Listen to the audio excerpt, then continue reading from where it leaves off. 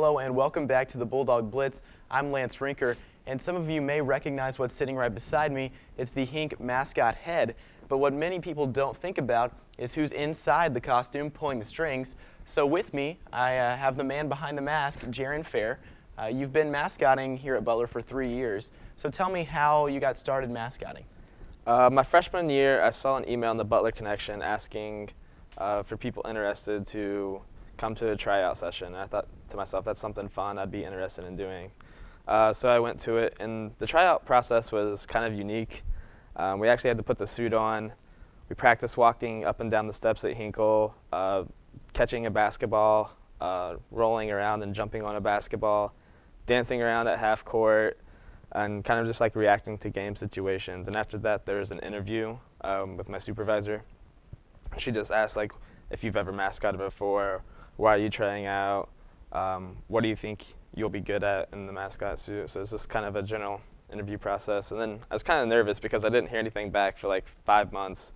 And then finally, like of March the next year, I heard back from it, and I've been the mascot ever since.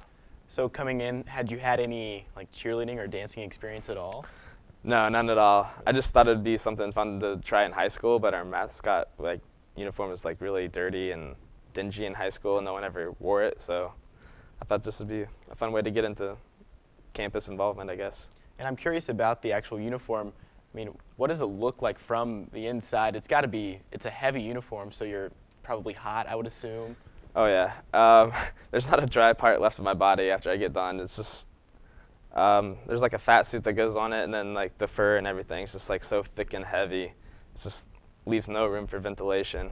So just everything just accumulates inside. So conditioning-wise, do you do anything special to like train and prepare your body for the like grueling temperatures inside during the games? There's no really preparation that I do in the, like that's different from any like other college like student, I feel like, because most people like go to the gym a couple times a week like I do, just kind of like work out. It takes like a little bit more cardio than other things, just because you have to keep up the same pace from the beginning of the game to the end of the game. So there's like no slacking off. There's no room for breaks. You can only take like quick water breaks, and you got to get back out there because people expect Hink to be out there. Yeah. And you do, I mean, you put forth a lot of physical effort just like the players and the cheerleaders, and you've worked pretty closely with the cheer squad, is that right? Yeah. We actually go to like a couple of practices per year just to kind of get acquainted with the cheerleaders and stuff. And it's kind of funny, a couple of weeks ago when we did the Jimmy Fallon show, we had like a lot of downtime in between, and it was like we were there, and like Ball State's band and like other schools were there, and there's a couple other mascots along with the Colts cheerleaders, and we had a lot of downtime in between. So I actually kind of practiced my cheerleading then too. I kind of like practiced stunting a girl that day in the like a half mascot outfit, and then the cheerleaders also got me up in like a pyramid, so they lifted me up. I thought that was pretty impressive. Yeah. And you've gone to camps, mascot camps. Can you tell me about that a little bit? Yeah, we go to like cheerleading camp every summer. It's up at Wisconsin, right on the lake there, Milwaukee. It's really nice. Every school almost in the Big Ten that has a mascot goes there. So we're one of the smaller schools by far. Then you have schools from the SEC, Pac-12, Big East, I think, was there one year.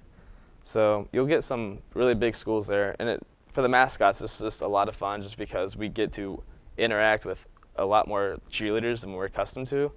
And there's quite a few cheerleaders that aren't really like fond of mascots just because they just kind of like mess with them the entire time just because like they're like the main people that are there. So they're kind of our targets and prey for the week when we get to have our jokes.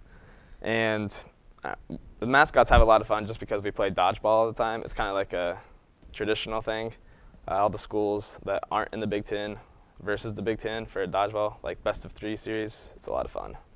So how'd you do against the Big Ten guys?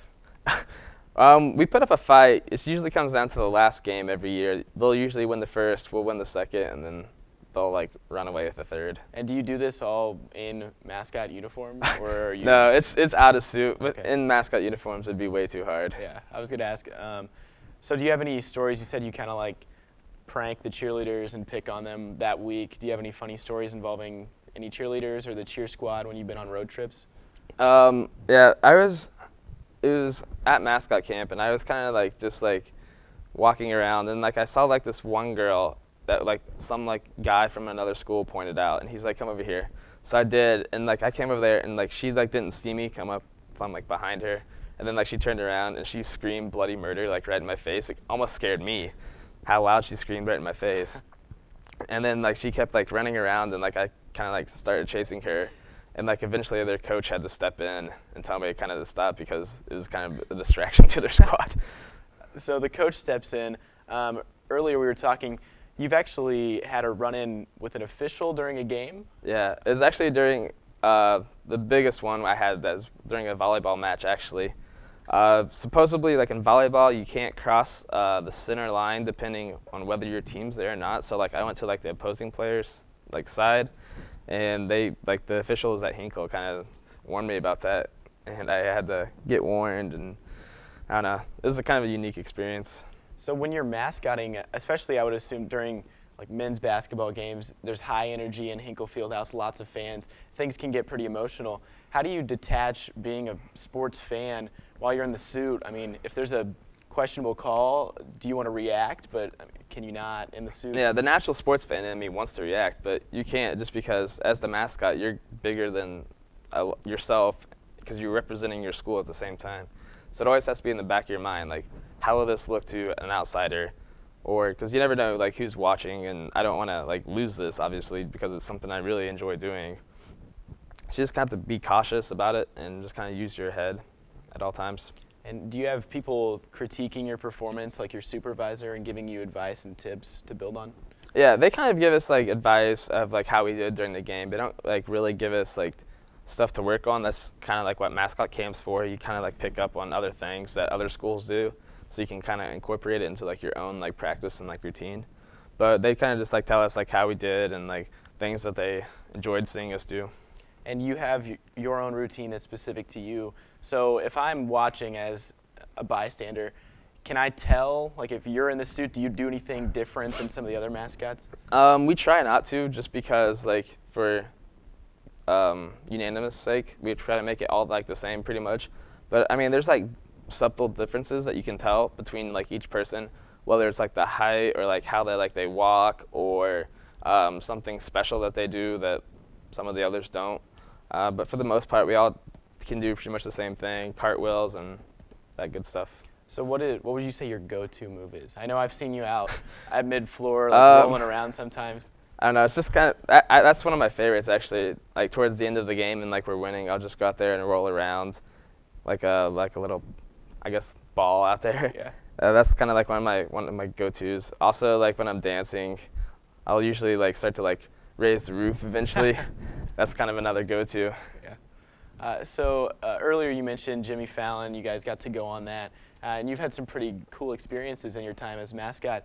So who would you say? I mean, maybe you haven't personally met like any celebrities because you're in the suit, but who have you brushed shoulders with that is pretty notable? There at the Jimmy Fallon, I was from me to you away from. I actually shook Jimmy Fallon's hand like in suit and out. He was like really positive about us being there. But I was like from me to you away from Adam Sandler. Flo Rida was another one.